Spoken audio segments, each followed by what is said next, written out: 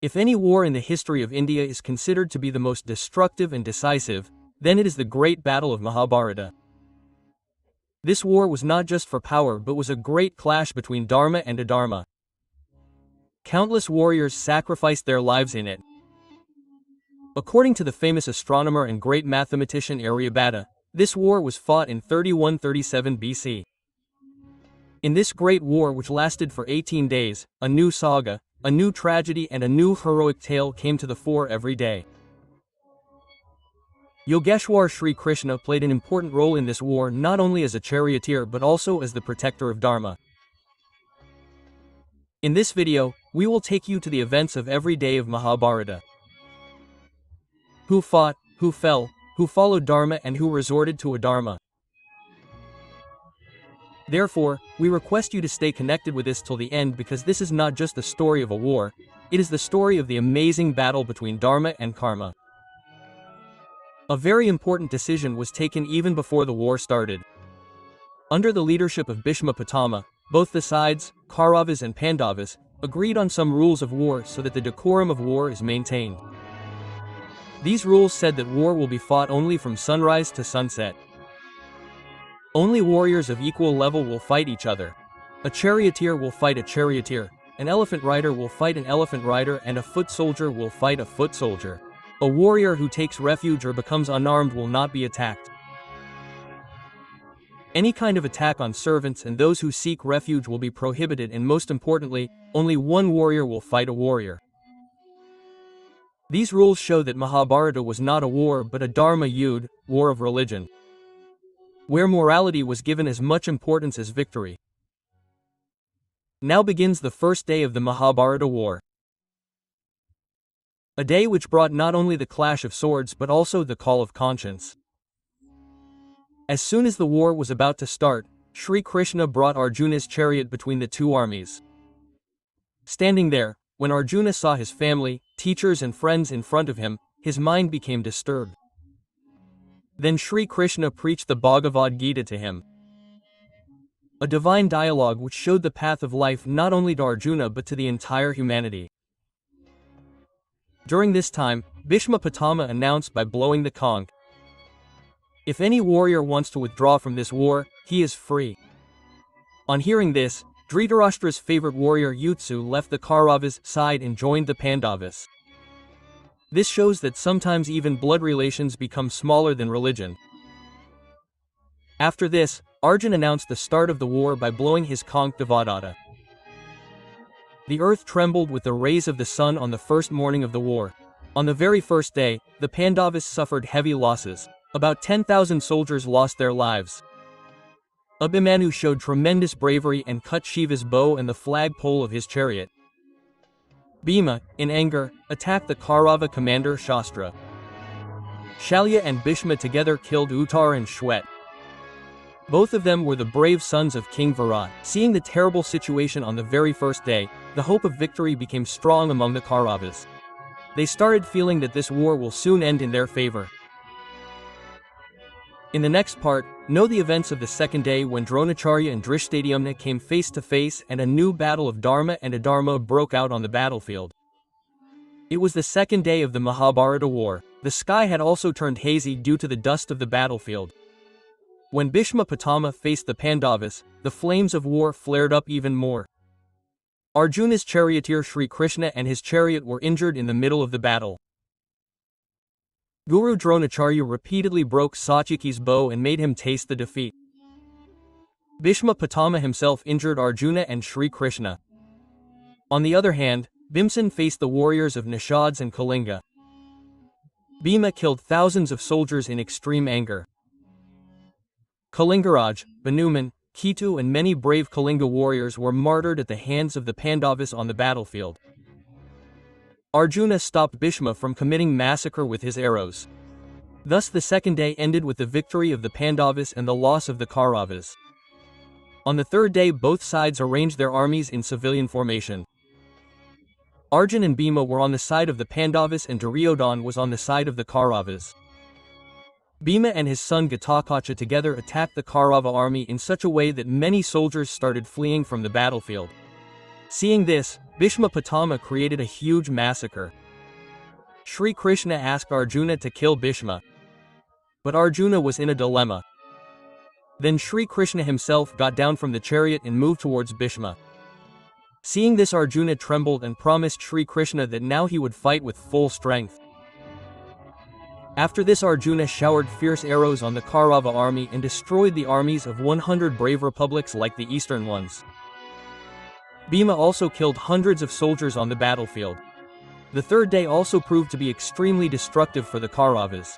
On the fourth day, the war had taken an even more fierce form. The Kauravas showered arrows on Arjuna, but Arjuna killed all those archers. Fear spread in the Kaurava army due to Bhima's mace. Duryodhana sent his elephant force, but the Jugalbandi of Bhima and Ghatotkacha destroyed the entire elephant army. On this day, a prominent Kaurava warrior named Chath was also killed.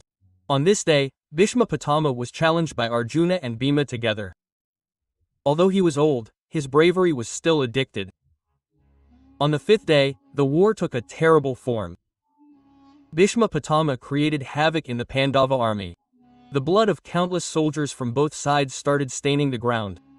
Arjuna and Bhima together tried to stop Bhishma. Satyaki faced Dronacharya, but ultimately Bhishma's arrows like fire forced Satyaki to retreat from the battlefield.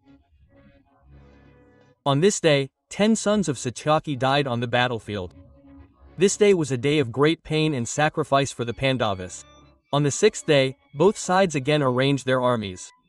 A formation called Magar was formed by the Pandavas and a formation called Kranch was formed by the Kauravas. The battleground trembled with the clash of the formations.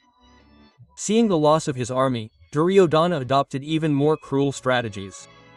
The scene of the fierce battle on this day pleased even the gods of war. The battle was becoming increasingly intense under the leadership of Bhishma Pitama. Duryodhana would get filled with anger again and again, but Bhishma would keep teaching him the lessons of patience and policy. By the evening of the seventh day, Bhishma attacked the Panchala army in such a way that the battleground was soaked in blood. At the beginning of the seventh day, both sides arranged their armies under a new strategy. The Pandavas formed the Vajravyuha, which was aggressive and invincible.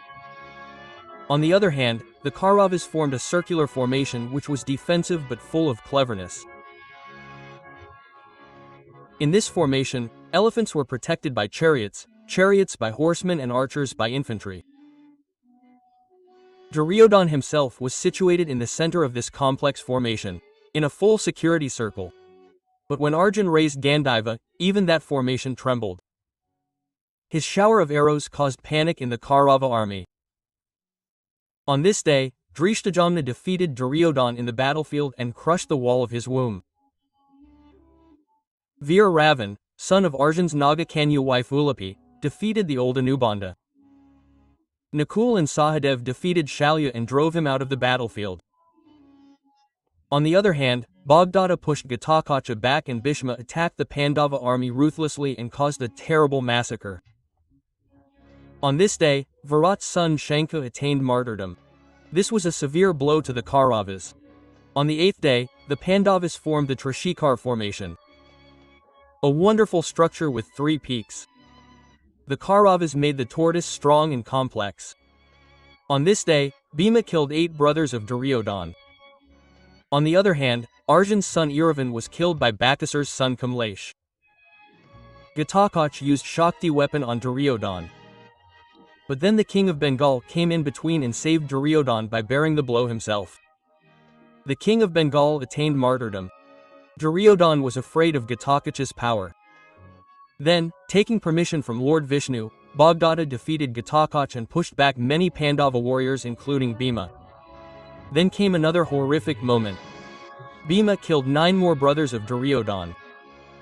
Thus, on the 8th day, a total of 17 sons of Dhritarashtra were killed. Both sides suffered heavy losses, but the loss of the Kauravas was much more. The horror of the war was increasing day by day. The 9th day was the day of blood and vows. On this day, Duryodhana requested Bhishma to call Karna to the war. Then Bhishma promised that today such a war will be fought that even Shri Krishna himself will have to take up arms. The war started and Bhishma showered sharp arrows on Arjuna. Arjuna was injured and Shri Krishna lost his patience. Contrary to his promise, he lifted the wheel of the chariot to bring destruction in the battlefield. But this was the Leela of Shri Krishna. He made Arjuna realize his failure and showed that when Adharma crosses the limit, God himself has to intervene. Bhishma's fierce attack and Pandavas, worry seeing Bhishma Pitama's chariot, many warriors from the Pandavas side attacked him. But in a few moments their attacks stopped. Bhishma's rain of fire like arrows scorched the Pandavas' army badly. On the 9th day, the Pandava side had to suffer heavy losses. Countless warriors attained martyrdom on the battlefield. Pandavas' strategy and Shri Krishna's advice on the morning of the 2nd day of the war, the shadow of fear and despair had spread in the Pandava camp. Lord Shri Krishna advised the Pandavas that now they have to find a way to pacify Bhishma. Then Dharmaraj, Yudhishthira, Arjuna and other Pandavas went to Bhishma to know the secret of his downfall. Bhishma, who followed Dharma all his life, remained immersed in meditation for a while and then he told the secret. If Shikhandi is sent to fight against me, I will not take up arms. Entry of Shikhandi and the fall of Bhishma. As per the plan of Shri Krishna, Shikhandi was brought in front of Bhishma. Seeing Shikhandi, Bhishma gave up his weapons. Arjuna, who never wanted to hurt him, with a heavy heart, laid Bhishma on a bed of arrows with his sharp arrows. Bhishma had received the boon of Icha Mrityu from his father Shantanu. So he did not give up his life and started waiting for the auspicious time of Uttarayan. Change of commander and appointment of Drona. With the end of the 10th day, the Kauravas lost one of their great warriors. On the 11th day, on the suggestion of Karna, Acharya Drona was made the new commander of the Kaurava army. Duryodhana and Shakuni together made a plan that if Yudhishthira is captured, the war can end there. Arjun's readiness and protection of Yudhishthira. At the end of the day, when Drona defeated Yudhishthira and proceeded to capture him, Arjuna showered arrows with the speed of thunderbolt. Yudhishthira was taken out safely. A fierce battle took place on this day.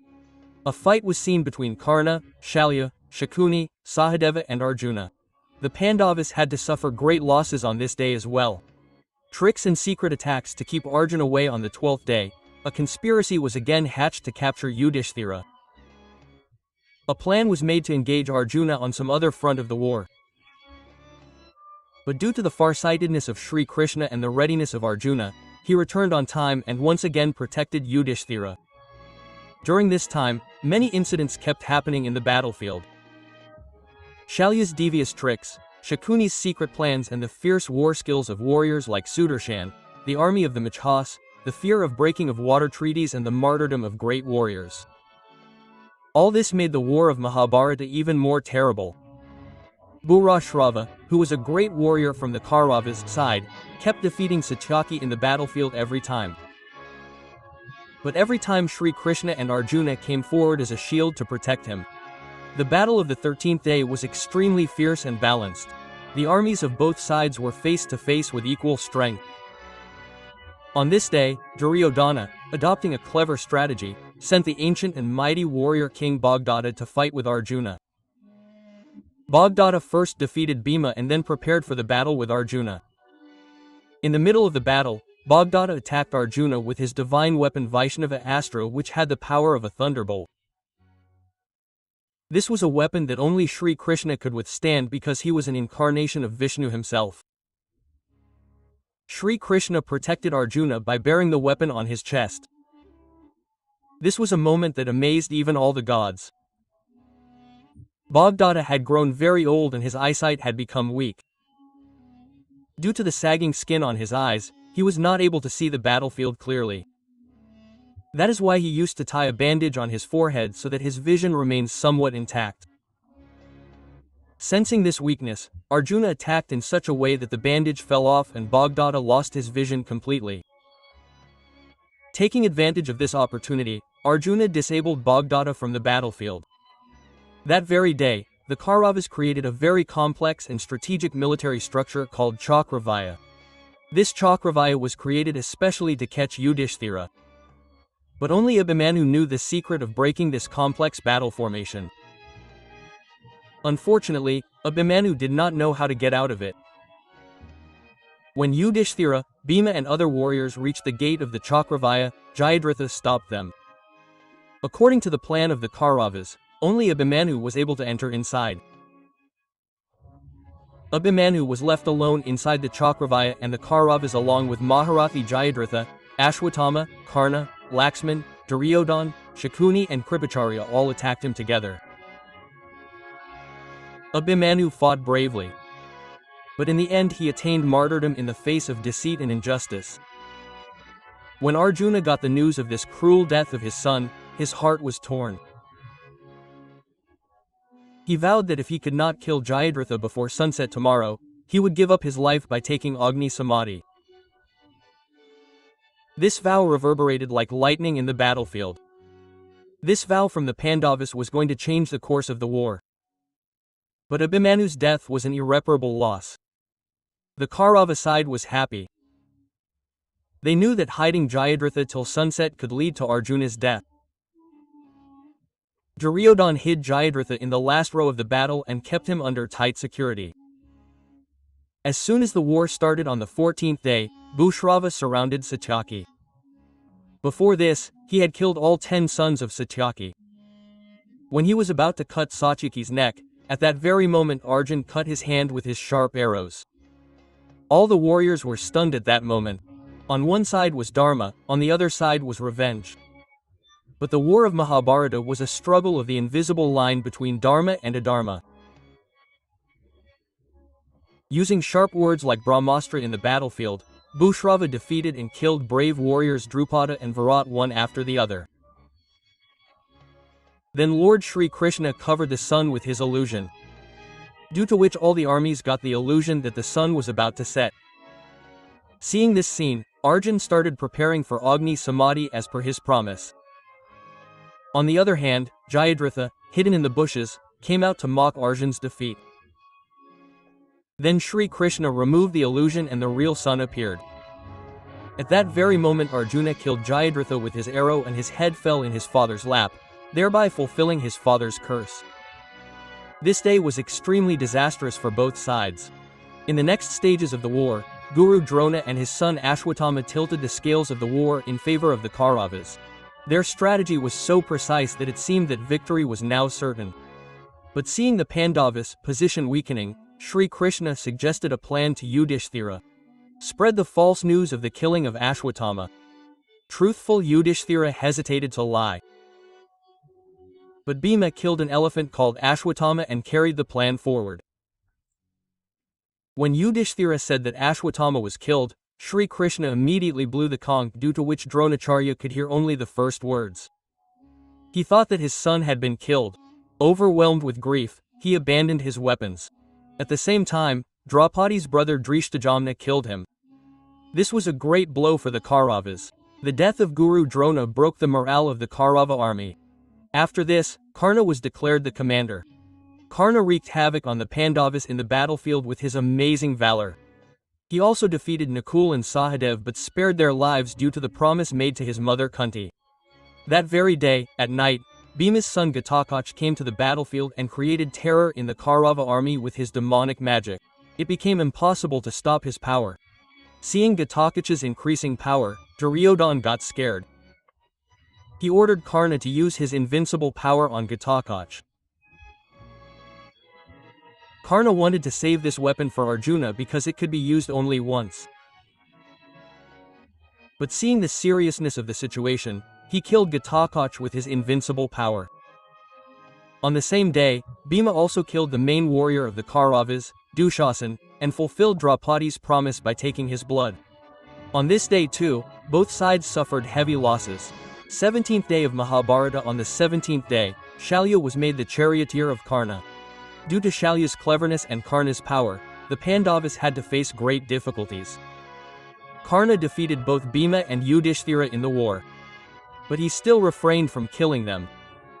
Yudhishthira returned to the camp badly injured by Karna. But this war had now reached a decisive stage. Keeping the dignity of his promise given to Kunti, Arjuna did not attack Karna fatally. But when the fierceness of the war increased, Karna and Arjuna came face to face. During the war, suddenly the wheel of Karna's chariot got stuck in the ground. Karna got busy in removing it and prayed for help. But this was a war. A battle between Dharma and Adharma. Considering this moment as decisive, Shri Krishna ordered Arjuna. Now is the time to end injustice. Arjuna killed Karna when he was unarmed and in a helpless state. This moment highlights the complex aspects of justice and dharma. Karna's death had broken the back of the Kaurava side.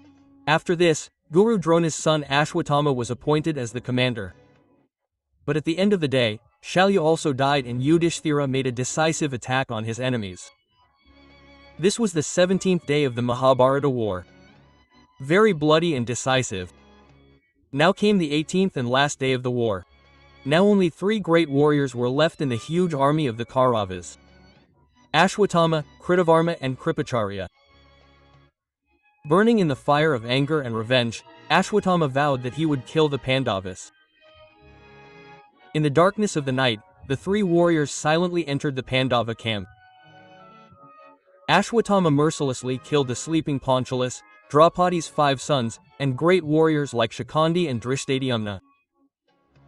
This night was not just about murder but a test of dharma. Ashwatthama, maddened by his immense pain and the deceitful death of his father, used Brahmastra. The battlefield once again became a scene of destruction. Angered by this atrocity, Shri Krishna cursed Ashwatthama. You will wander on this earth without choice and peace till the end of Kali. After this, Sahadev killed the cunning Shakuni who was the mastermind of this great war. Bhima took revenge by killing the remaining brothers of Duryodhana. Distressed by the defeat, Duryodhana hid in a reservoir. But the Pandavas found him. Then the final battle took place. Donkey war between Bhima and Duryodhana. In the war, Bhima attacked Duryodhana's thigh with the advice of Shri Krishna, at the place where attacking was prohibited. With this one attack, Duryodhana came close to death. And thus the great war of Mahabharata ended with the victory of the Pandavas. Dear viewers, this was the brief but strong incident of the Mahabharata war, a revolutionary war that changed the meanings of religion, duty, promise and justice forever. Hope you liked this story. In the next episode, we will meet again with the events after Mahabharata. Till then, Namaskar Jai Shri Krishna. We all have heard that when Adharma will be at its peak and the earth will be in turmoil, then Lord Kalki will be incarnated. He will illuminate this earth full of sin and injustice with the light of Dharma. But do you know that Lord Kalki will not be alone in this Mahasangram? He will be accompanied by 8 such divine warriors who are still alive. Yes, they are immortal. They are not ordinary humans but are living embodiments of penance, sacrifice and austerity. These 8 great warriors are not in any palace but are engrossed in penance in dense forests, snowy mountain ranges and mysterious caves. Some are the bearers of Brahmaji's Brahm Gyan. Some are the ultimate worshipper of Lord Vishnu. Some are a part of Shiva's brilliance. And there is also someone who organized Lord Ram's army. While their ancient tales send shivers down the spine, their contribution in the future is beyond imagination. These warriors are preparing themselves for the final war which will be called Mahayuddha or Dharma Yudh. Today we will know about the mysterious life of those 8 divine warriors who are immortal and are still waiting for the arrival of Lord Kalki. Who is he? Where is he now? Who will they face at the end of Kali? If you also want to know these unheard and miraculous stories of Sanatan Dharma, then like the video now and subscribe to the channel so that such videos full of amazing knowledge reach you first. Let's start this unique journey by writing Jai Shri Kalki Avatar in the comment. Number 1 Ashwatthama story begins in the Mahabharata era. An era when the battle of Dharma and Adharma was at its peak. At the same time, an amazing warrior Ashwatthama was born. He was not born in any ordinary family but in the house of Guru Dronacharya, a bundle of penance and knowledge. Mother Kripi was a religious, patient and brilliant woman. The birth of Ashwatthama was not an ordinary event. As soon as that child came to earth, there was a voice from the sky. This child will be as brilliant as Kal and will live for ages. A divine gem appeared on his forehead which protected him from disease, fear and death. This gem was a special blessing of Lord Shiva, and from then on it became clear that Ashwatthama was not a human but a living force. But his childhood was extremely painful. His family was poor. There was also a shortage of food. One day when Ashwatthama saw his friends drinking milk, his innocent mind also expressed the desire for milk. But milk was limited to water in the house. Mother Kripi had tears in her eyes, but she consoled her son. "You are not ordinary son. You have the power to change entire eras." This insult and struggle hardened Ashwatthama. He became a devotee of Shiva. He did penance and attained such powers that would surprise even the gods. He became a decisive warrior in the war of Mahabharata. But in anger he committed some such sins for which he was left with the curse of Amrita. But this Amrita was not a punishment but a resolution for the future. It is said that even today Ashwatthama is alive. He is wandering in the forests. He is engrossed in meditation and is waiting for the arrival of Lord Kalki, so that he can end the evil and atone for his deeds. When poverty crossed all limits, one day Ashwatthama's mother mixed rice flour in water and fed it to her son by calling it milk. Innocent Ashwatthama drank it with a sincere heart, but this scene pierced the heart of Guru Dronacharya. He could not bear this insult and deprivation. At that very moment he took a vow. "My son will never be a victim of hunger, contempt and insult." With this vow, he left for Hastinapur, where he got the opportunity to become the guru of the princes. He taught the art of weapons to the princes of the Kuru dynasty like Arjuna, Bhishma, Yudhishthira, Nakul, Sahadev and even Duryodhana. Ashwatthama also became a great warrior by learning from his father. He pleased Lord Shiva by doing severe penance and received divine weapons from him. He had also learned to use a devastating weapon like Brahmastra. Then came the war of Mahabharata, a symbol of the struggle between Dharma and Adharma. Ashwatthama entered the battlefield on behalf of the Kauravas on the orders of his father. He was extremely valiant. His every blow forced the Pandava army to retreat. But when Dronacharya was killed on the battlefield by resorting to a lie under a plan of Yudhishthira and Bhishma, then Ashwatthama's heart was filled with grief and anger. He considered his father's death to be a betrayal and injustice. One night, burning in the fire of revenge, Ashwatthama quietly entered the Pandava camp. Everyone was fast asleep. He brutally murdered all 5 sons of Draupadi. Some believe that Ashwatthama killed them, mistaking them to be Pandavas, while some say that he did it deliberately. Whatever the reason, this act had crossed the limits of Dharma. When Draupadi saw the blood-stained bodies of her sons, her heart broke. Her wailing made even the sky cry. The Pandavas were devastated by grief. Arjuna vowed, "I will capture Ashwatthama alive." Arjuna faced Ashwatthama. A fierce battle took place between the two great warriors. Then Ashwatthama fired Brahmastra, that weapon which if released could put the world in trouble. Arjuna also attacked with Brahmastra. The earth trembled with the collision of 2 Brahmastras. Then Maharishi Vyas and Lord Shri Krishna appeared there and requested both of them to take back their weapons. Arjuna called back his weapon with restraint and knowledge. But Ashwatthama had become blind in anger. He turned the Brahmastra towards Abhimanyu's son Parikshit, who was growing in Uttar's womb. This was not only a dharma but also an attack on the future of the entire humanity. But Shri Krishna protected the unborn Parikshit with his Yoga Maya. After this, Lord Shri Krishna cursed Ashwatthama. "You will live on this earth for 3,000 years. You will neither get death nor peace. Your body will keep rotting but your life will not end. You will keep wandering on this earth, bearing the burden of his own sins." Even today it is said that Ashwatthama is alive, living in solitude in the forests, making others suffer. He has become a symbol of time. A warrior whose power was great but who chose the path of evil and turned even Amrita into a curse. Your body will keep rotting with pus and blood. No one will love you. You will keep wandering alone in pain on this earth. You will neither get peace nor rest. This is the curse given by Shri Krishna to Ashwatthama. After this, Lord Krishna took out the divine gem from his forehead, which was the source of all his powers. As soon as the gem was taken out, that brave warrior was forced to live a cursed and painful life. Neither death accepts him nor life accepts him. It is said that Ashwatthama is still alive. Some people believe that he still resides in a Sargar fort of Madhya Pradesh. The local residents there say that they have seen a strange figure worshipping in the temple early in the morning. But he does not talk to anyone and no one is able to face him. According to other beliefs, he keeps wandering in the snowy caves of the Himalayas, in deep forests or in deserted places. A creature which is cursed even though it is immortal. It is written in the Puranas that when the end of Kali Yuga is near and Lord Vishnu takes the Kalki avatar, then Ashwatthama will appear before him.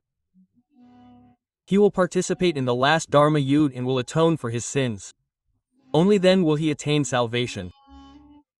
So friends, according to you, was Ashwatthama just a son blinded by the fire of revenge, or was he a criminal who strayed from Dharma? Do give your opinion in the comment below. Now let's talk about that warrior who had to follow the Kshatriya Dharma despite being a Brahmin. Lord Parashuram. This is the story of that era when unrighteousness was increasing on the earth. Kings were misusing their power. The people were unhappy and distressed. At such a time, Lord Vishnu took birth as the sixth incarnation. Parashuram was born to Maharishi Jamadagni of Bhrigu dynasty and mother Renuka. Since childhood, he was brilliant, courageous and justice-loving. Although he was a Brahmin, but his nature was like that of a warrior. That is why he is called Brahma Kshatriya. A brave man who, despite being a Brahmin, was adept in the art of war. His real name was Ram. But he always carried a Fatsa Parashu with him, which he had received from Lord Shiva himself. That is why he was called Parashuram. Ram who carried Parashu. He had learnt the divine weapons from Lord Shiva himself. He did rigorous penance. He pleased Shiva and received infallible weapons like Brahmastra, Trishul, Parashu. His life was full of sacrifice, penance and meditation. But his biggest test came when an arrogant king Kartavirya Arjuna attacked his ashram and killed his father. On hearing this, Parashuram's heart was filled with anger. He vowed that I will eliminate the symbols of adharma, injustice and arrogance from this earth.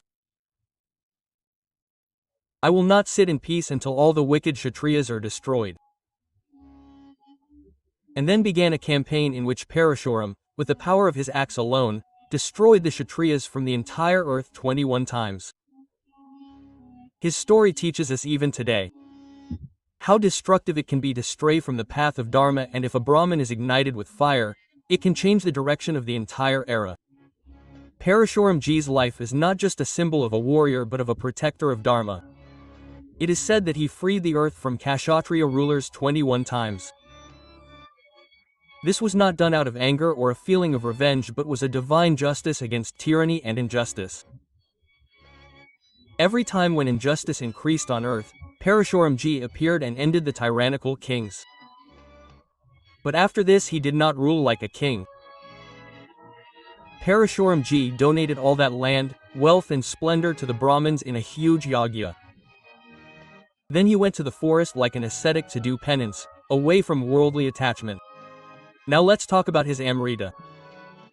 Parshuram Ji is one of those 8 Chiranjeevis who have attained immortality by the special grace of God. No disease can touch him. No weapon can injure him, and even death cannot touch him. He has been alive for ages, and it is believed that even today he is engaged in rigorous penance at some divine place. In Treta Yuga, he taught archery to Lord Sri Ram, and when his own ego was challenged, he sacrificed his ego at the feet of Lord Ram. This shows that a true warrior is one who can introspect. In Dwapar Yuga, He imparted knowledge of warfare to great warriors like Bhishma, Dronacharya and Karna. Such disciples whose names are examples of bravery even today. Now let's talk about Kali Yuga. According to the Puranas, when Kali Yuga reaches its peak, when adharma, injustice and sin will dominate all around, then Lord Vishnu will appear in his last incarnation.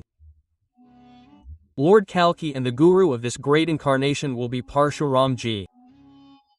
He will provide Lord Kalki with war skills, weapon knowledge and the divine weapon that will destroy unrighteousness. The current residence of Parshuramji is surrounded by mystery. Some stories say that he is doing penance in a mysterious cave in the Himalayas, while some believe him to be located in Parashuram area near the coast of Kerala, the land which he himself had taken out of the sea. His life teaches us that a war fought to protect religion is also like a worship. But at the same time, balance of power and victory over ego is the identity of a true warrior. The character of Parashuramji is not just history but an inspiration. A living idol of self-confidence, sacrifice and religious devotion. If you too have been inspired by this divine saga of Lord Parashuram, then definitely write Jai Shri Parashuram in the comment. After this the story moves forward towards Kripacharya. A dense mysterious forest, and there on the earth two divine babies are born, a son and a daughter. No shelter, no protector. Those innocent newborns remained lying in the lap of nature. After some time, the mighty king Shantanu of Hastinapur came to the same forest in search of prey.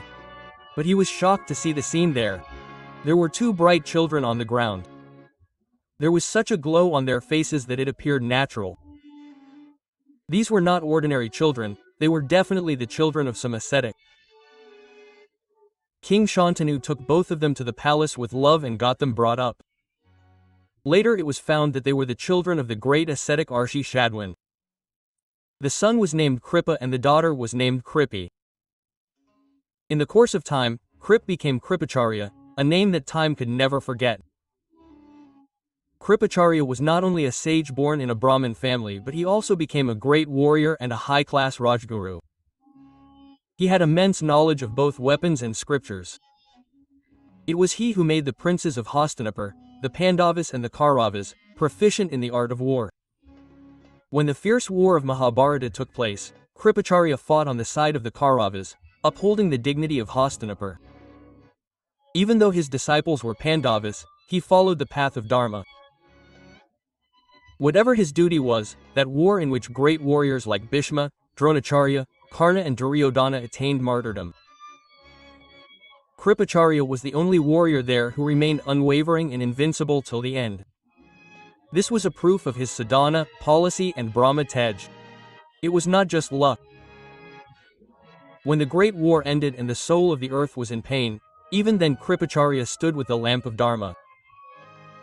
He was one of those rare sages who became the protectors of Dharma in every era.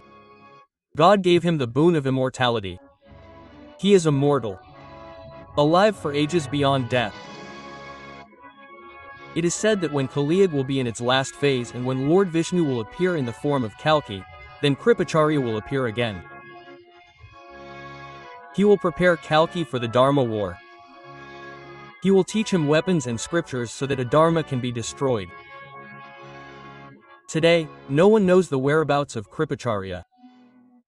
But it is believed that even today he is doing penance in the inaccessible caves of the Himalayas or in some mysterious divine world. He does not appear, but his existence is still alive on this earth.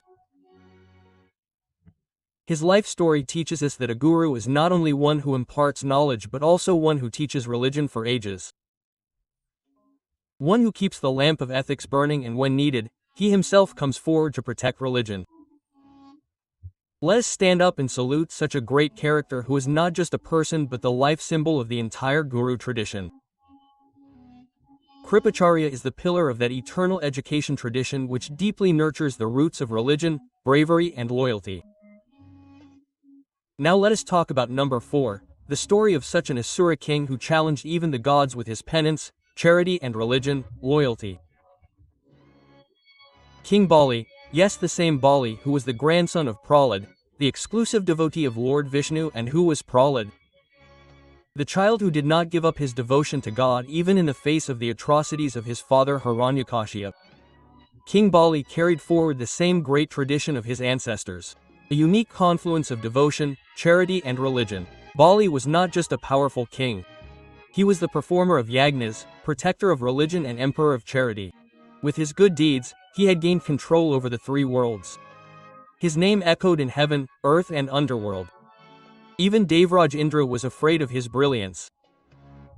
But this victory was not achieved by any deceit, fraud or unrighteousness but by the power of truth, penance and faith. Still, to maintain the balance of the universe and protect the gods, Lord Vishnu himself had to incarnate.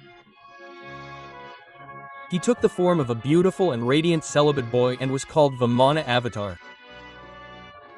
Like a divine light, Lord Vamana reached the Yagya mandap of King Bali. Bali was performing Yagya at that time and he had vowed that whoever comes to my door, I will not return empty-handed. Lord Vamana smiled and said, "O king, I want only 3 steps of land." Bali said laughingly, "O Brahman Kumar, you are a small child. What will you do with such a little land? Ask for as much as you want but Vaman should remain steadfast. I only want 3 steps of land." King Bali readily agreed. Then Lord Vaman revealed his gigantic form. Such a form that even the Devlok trembled on seeing it. He measured the earth in the first step, heaven in the second step and then asked, "Where should I place the third step now?" King Bali bowed down. Said, "Lord, place your third step on my head. This will be my greatest fortune." This was the true test of an Asura. And Bali passed that test. He showed that religion and devotion are not made within the limits of any caste, clan or class.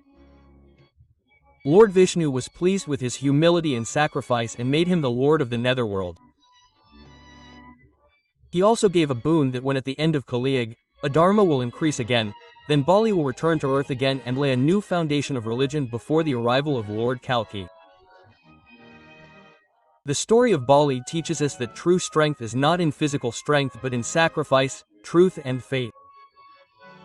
And even if an Asura, demon, believes in God with a true heart, he can become superior to the gods. The time will come when King Bali will appear in full. He will help in establishing religion. He has received the blessings of Amrita from Lord Vishnu. Even today he is alive in the netherworld, where he is ruling with his devotees and followers with religion. It is believed that when Adharma crosses its limits, then the same King Bali will again incarnate on this earth and lay the foundation of a new Dharma Yuga. In South India, the festival of Onam is still celebrated with great pomp in the memory of King Bali. It is said that on the day of Onam, King Bali himself comes to earth to know the condition of his subjects. This immortal form of his places him in the category of those 8 great divine souls whose existence will remain till the end of Kali-yuga. Now let's talk about another immortal soul. The pious king Vibhishan Ji of Lanka. Despite being the brother of a tyrant and arrogant demon like Ravana, Vibhishan was a symbol of truth, devotion and religion. While Ravana chose the path of power, anger and ignorance, Vibhishan followed the path of devotion, restraint and ethics. Since childhood, he was an ardent devotee of Lord Vishnu and as a result of his rigorous penance, he had received a boon from Brahma that he would never deviate from the path of religion. When Ravana kidnapped Sita and pushed the entire universe towards war, Vibhishan openly opposed it. He warned his brother that Sita is not an ordinary woman but goddess Lakshmi herself. Return her and apologize to Lord Shri Ram. But Ravana's arrogance blinded him. He humiliated Vibhishan and expelled him from his court. And this is where Vibhishan's true test begins. He abandoned his clan, his brothers and the entire demon society and took refuge in Shri Ram. When Vibhishan took refuge in Ram, some monkey commanders were suspicious. Was this some kind of deceit? But Lord Shri Ram said, "Whoever comes to my refuge is mine, even if he is the brother of the enemy." Rama embraced him, honored him and appointed him as the chief strategic advisor in the Lanka war. Vibhishan's intelligence, policies and inner secrets of Lanka played a vital role in Sri Rama's victory. He exposed Ravana's weaknesses, revealed the strategies of his armies, and finally, when Ravana was killed, Sri Rama declared Vibhishan as the new king of Lanka. Vibhishan is still considered a symbol of dharma and loyalty, and his Amrita makes him one of those Chiranjeevis whose presence will remain in this universe till the end of Kali. Vibhishan's Chiranjivata and Dharmarajya. When Vibhishan got the throne of Lanka, it was not just a transfer of power. It was a symbol of the victory of Dharma. A decision in which a brother opposed his own clan for Dharma. After Sri Rama returned to his heavenly abode, when Lord Vishnu came to Vaikunth in his form, Vibhishan took a vow that he would rule Lanka with dharma, justice and dignity. He promised that as long as Sri Rama's name is taken on earth, he will remain dedicated to his service. This very promise became the reason for his death. Vibhishan is still alive, immortal. Although he is invisible to the common man, he appears to the seekers and ascetic souls from time to time. It is believed that at the end of Kali, when Lord Vishnu comes in the form of Kalki to destroy evil, Vibhishan will appear again and support him in establishing religion. Just like he had supported Sri Ram in Treta Yuga and freed Lanka from the atrocities of Ravana. Hanumanji is a symbol of devotion, power and service. Now let's talk about that amazing power without which the story of Sri Ram is incomplete. He is Pavan Putra, Mahabali, Anjani Nandan, Sri Hanumanji. Just by remembering his name, fears go away and troubles are removed. He is known by many names like Sankat Mochan, Maruti, Kesari Nandan, and in every name is hidden a different Leela, a different energy. Hanumanji was born in Treta Yuga. His mother Anjani was an ascetic who did severe penance of Lord Shiva and got the boon of a divine son. Kesari, who was a mighty warrior of the Vanar clan, was his paternal form. But Hanumanji's true identity is revealed when he is called the son of Pawan Dev. That is why he is called Pavansuta. As fast as the wind, invincible and permeating all, he was born from the part of Mahadev himself. As soon as he was born, the Leelas of Bal Hanuman started. Once he swallowed the sun shining in the sky, thinking it to be a fruit, due to which darkness spread in all the three worlds. This was not just a Bal Leela but the first sign of his immense power. The sages, knowing that this child is extraordinary, gave him a boon that he will forget his power until someone reminds him.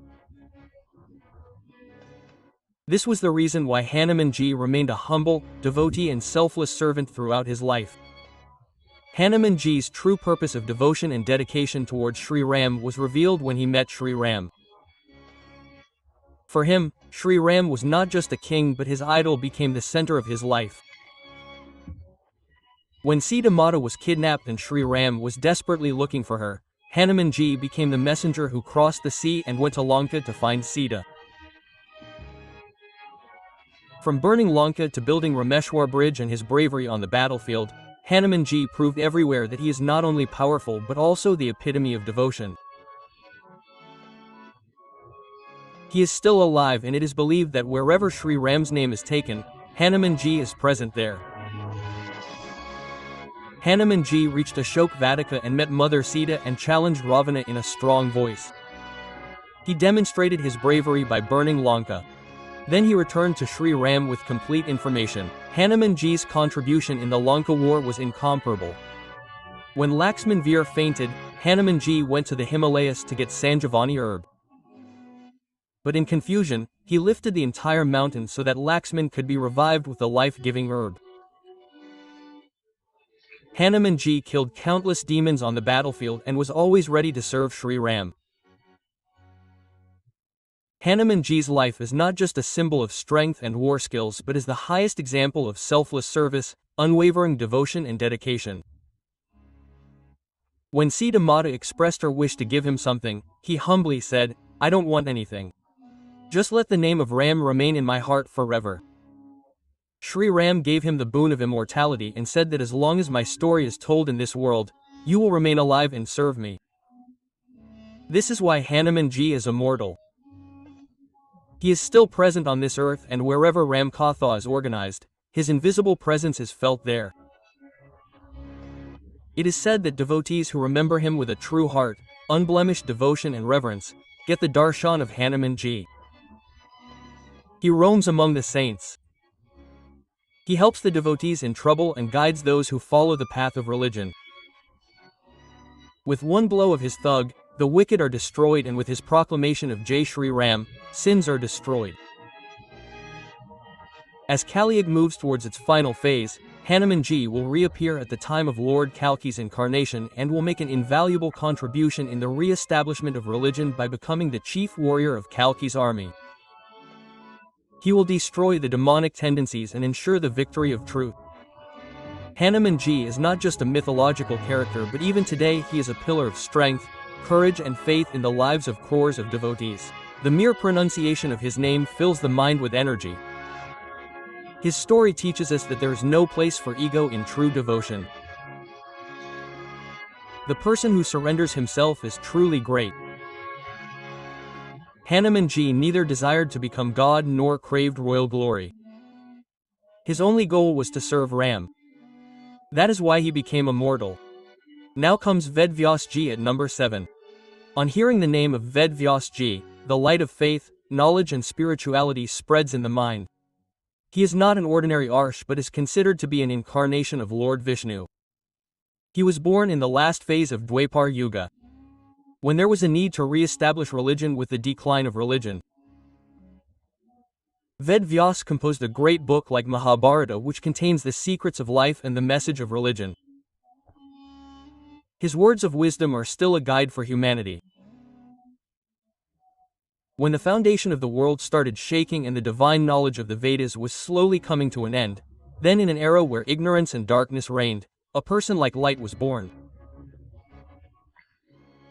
Ved Vyas, the creator of the Vedas, who kept the torch of religion and knowledge burning. Even today, Ved Vyas is engrossed in meditation in a mysterious cave in the Himalayas. He watches the world silently. He is not only a seeker but also a true guard of religion who appears to deserving people from time to time. He shows the path, and whenever religion is in danger, he appears and protects it. It is said that at the end of Kali, when Lord Kalki will incarnate, Ved Vyas will appear again. He will give knowledge of religion and scriptures to Kalki. He will entrust the responsibility of establishing religion and will guide in the same way as he used to do in Dwapar Yuga and does even today. Now let us talk about the 8 immortal Maharshi Markandeya. His name itself conjures up the image of a divine child. Bright, deep-eyed, engrossed in meditation and extremely pure. But the story of Maharshi Markandeya is not just about a disciple but about an ascetic who defeated death and attained immortality. The fruit of that great penance raised him above death. Even today he roams the world. He guides the seekers and protects the devotees who remember Shiva with a true heart in times of crisis. It is believed that at the end of Kali, when Adharma will be at its peak, Lord Kalki will incarnate, then Maharshi Markandeya will also appear and show him the path of Brahma Gyan, the secret of Pralaya and the protection of Dharma. The stories of these 8 immortals are not just old stories, but they are proof of the immense power of the soul. They teach that when a man walks on the path of Dharma, Bhakti and truth with a true heart, then he too can come under the shadow of immortality.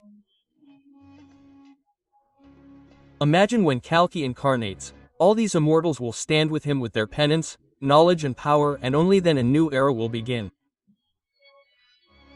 Satyayug, where only religion and justice will rule. So friends, this video is not just a story but an amazing journey of the immortal guard of religion. If you find this journey inspiring, then definitely share it with others, because where there is religion there is God, and where there is God there is true welfare. Jai Shri Ram, Jai Sanatan Dharma. The Veerbhumi of Rajasthan, where even the sand tells the tales of history. There is a divine place, Khatu Shyam Ji's temple, situated there. It is not just a religious place but a confluence of faith, mystery and miracles. Situated on the holy land of Sikar district, this temple attracts millions of devotees every year. Khadu Shyam, who is called the support of the losers. He is not only the god of devotees but is such a divine power whose story begins from the Mahabharata period. Do you know that this temple is not a symbol of any ordinary deity but of a great warrior Barbaric, who attained the status of god due to his greatness? Barbaric, the grandson of the mighty Bhima and son of Ghatotkacha, was a brave man who had resolved to participate in the battle of Kurukshetra. But Lord Shri Krishna tested him. When Barbaric told that he would only support the losing side, Shri Krishna felt that the direction of the war could change. Then he asked for his head. Barbaric offered his head to his guru without hesitation. That head was buried in Khatu, and years later the same place became the temple of Khadu Shyam. This temple is not just a structure but a symbol of sacrifice, devotion and blessings of Shri Krishna. The sanctum sanctorum of the temple where the idol of Shyam Baba is seated. That idol was obtained from a mysterious well Shyam Kund. The water of this Kund is considered to be equivalent to nectar. It is said that even a mere touch of it destroys all the sins of a person. But till date no one has been able to know where the water in this Kund comes from. Is it an underground stream or a miracle of some divine power? A special tradition of offering nishan is observed here. This nishan is not a symbol of any ordinary flag but is a proof of the faith, restraint and discipline of the devotee. Those devotees who offer this nishan with full devotion and discipline, Shyam Baba fulfills all their wishes.